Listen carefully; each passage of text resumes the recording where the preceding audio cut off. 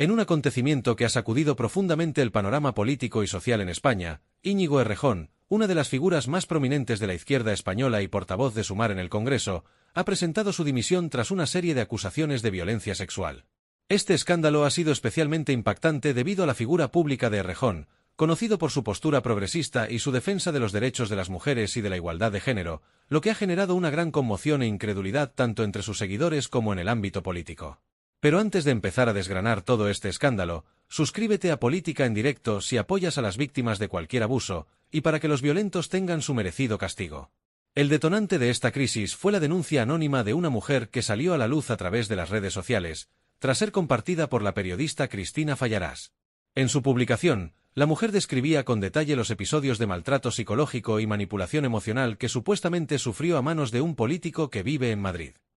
Aunque inicialmente la identidad del agresor no fue revelada, el testimonio señalaba a un hombre con gran influencia política y un fuerte compromiso con causas sociales, pero que en su vida privada actuaba de forma completamente opuesta a los valores que defendía públicamente. En el relato, la víctima lo llamaba el indignado social, refiriéndose a su fachada de defensor de las causas progresistas, pero que, en su intimidad, mostraba comportamientos abusivos y manipuladores. El hombre, según la denunciante, no solía participar de manera activa en eventos emblemáticos para el feminismo, como el 8M, Día Internacional de la Mujer, sugiriendo una disonancia entre su imagen pública y su comportamiento privado. La denunciante describió cómo Errejón, con una fachada inicialmente afable y carismática, utilizaba esa simpatía para ganarse la confianza de las mujeres, solo para luego ejercer control psicológico sobre ellas. Este patrón de comportamiento incluía actitudes manipuladoras y la técnica de gaslighting, en la que el agresor minimiza los sentimientos y reacciones de la víctima, haciéndola dudar de su percepción de la realidad. Según su relato, Errejón oscilaba entre mostrar afecto y atención para luego cambiar drásticamente su actitud, aislándola emocionalmente y dejándola en un estado de confusión e inseguridad. Los desplantes emocionales y los gestos de desdén eran parte de su estrategia para ejercer poder, una dinámica que la víctima describió como cruel y devastadora para su estabilidad mental. A medida que este testimonio se difundió, comenzó a romperse el silencio que muchas otras mujeres habían mantenido durante años. La denuncia inicial abrió las puertas a que más víctimas se atrevieran a hablar, revelando un patrón alarmante de comportamiento abusivo. Para muchas, lo más chocante era que los abusos provenían de un político que se presentaba como un defensor de los derechos humanos y de la igualdad de género, lo que hacía que sus acciones fueran aún más perturbadoras. El caso ha puesto en evidencia las profundas contradicciones entre la imagen pública de ciertos líderes políticos y su comportamiento privado, generando un debate más amplio sobre el abuso de poder, la violencia de género y el impacto de estos casos en los movimientos feministas y sociales en los que estos líderes participan activamente. El relato inicial, que expuso los abusos a manos de Errejón, funcionó como un detonante que impulsó a otras mujeres a salir del silencio y compartir sus propias experiencias. Muchas de ellas narraron patrones similares de manipulación emocional, abuso psicológico y un uso sistemático del poder para someter y humillar a sus parejas o allegadas. Estas mujeres describieron un esquema repetitivo en el que Errejón se mostraba amable, afable y seductor al inicio, solo para revelar una cara mucho más oscura y controladora cuando se sentía seguro en la relación. Esta dualidad entre la imagen pública del político progresista y su comportamiento abusivo en privado resonó fuertemente en cada testimonio, reflejando el impacto emocional que experimentaban las mujeres al darse cuenta de la desconexión entre sus expectativas y la realidad.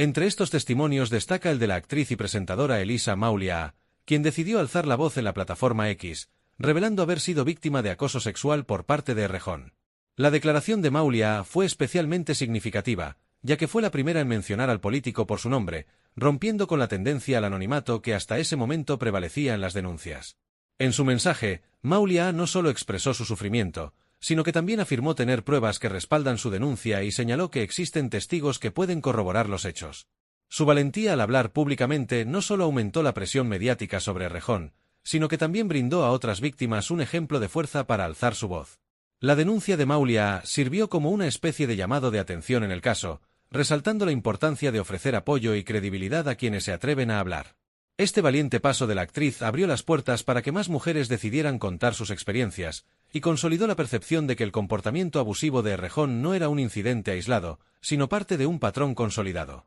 Además, Maulia, al presentar testigos y pruebas, aumentó la credibilidad de las acusaciones previas, destapando una realidad perturbadora sobre una figura que, hasta entonces, había sido vista como un aliado en la lucha por la justicia social. La serie de testimonios ha desatado un debate a nivel nacional sobre la violencia de género en la esfera política, cuestionando las incongruencias entre las posturas públicas y el comportamiento privado de los líderes. La imagen de Errejón se desmorona a medida que más mujeres exponen episodios de abuso de poder, en un contexto en el que el movimiento feminista y las organizaciones sociales están en alerta constante. Este caso, además de desafiar la confianza de la sociedad en ciertos representantes, destaca la urgencia de abordar los abusos en espacios donde el compromiso con la igualdad y el respeto a la dignidad parecen ir en contradicción con los actos de sus figuras más visibles. Las denuncias contra Errejón, lejos de ser recientes, ya habían comenzado a circular en redes sociales desde 2023, lo que deja ver que el comportamiento denunciado no es un hecho aislado ni reciente. Uno de los primeros testimonios públicos de aquella época narraba un episodio en el que una mujer aseguraba haber sido tocada sin su consentimiento por el político durante un festival.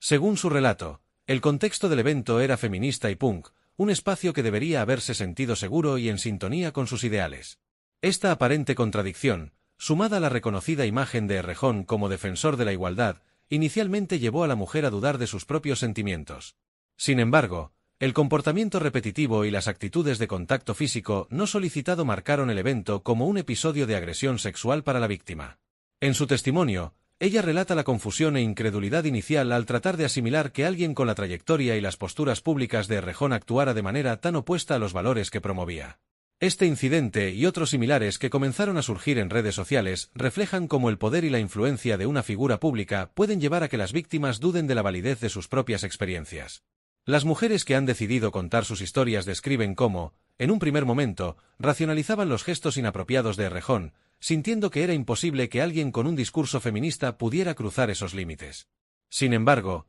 el patrón de abuso comenzó a repetirse, y los testimonios fueron ganando fuerza. La percepción de seguridad y confianza que se esperaba en un evento feminista, y que fue traicionada por las acciones de una figura que en teoría debía compartir los mismos ideales, resultó un golpe doloroso para la víctima y también un recordatorio de que el comportamiento abusivo puede ocurrir en cualquier contexto, sin importar los ideales que lo rodeen. Estos relatos han impulsado una serie de cuestionamientos en torno a la integridad de las figuras políticas y la autenticidad de sus discursos en temas de justicia social. Para muchas de las víctimas, sus testimonios representan una lucha no solo contra la violencia de género, sino también contra el miedo a enfrentarse a alguien que, por su posición, parecía intocable. En el caso de Errejón, el hecho de que un líder político, identificado públicamente como aliado del movimiento feminista, pueda actuar en forma contraria a los valores que promueve evidencia una desconexión alarmante entre el discurso político y la conducta personal. Cada nueva acusación ha ido desmoronando su imagen pública, poniendo en primer plano la importancia de escrutar y cuestionar a quienes ocupan cargos de poder en relación con los valores que defienden.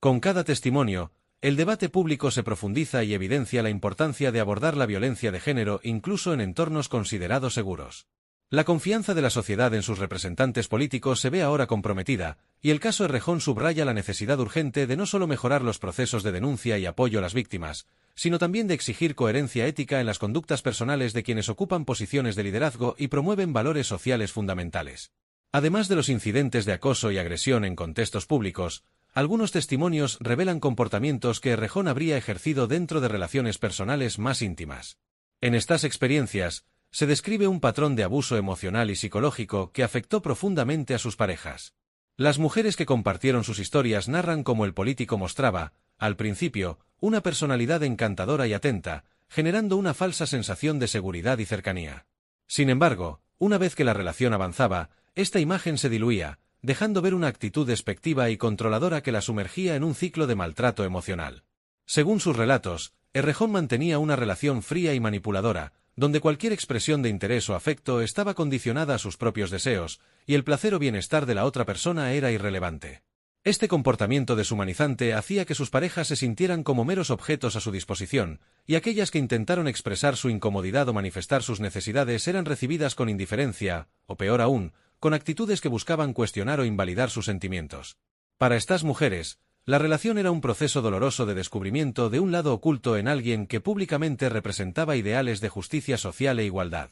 En los testimonios, muchas describen una despersonalización causada por el trato que recibían, un tipo de relación donde el diálogo o la comprensión mutua estaban fuera de lugar. Cuentan que cualquier intento de conversación o apertura para expresar sus incomodidades era desestimado y reducido a meras interpretaciones equivocadas de la realidad, técnicas de manipulación psicológica que las hacían dudar de sí mismas. La insensibilidad con la que Errejón gestionaba la intimidad, marcada únicamente por su propio interés sexual y sin consideración por el bienestar emocional o físico de sus parejas, terminaba por despojarlas de su autoestima y confianza. Estos testimonios evidencian un patrón claro de abuso de poder emocional y sexual que va más allá de los incidentes puntuales de acoso o agresión física.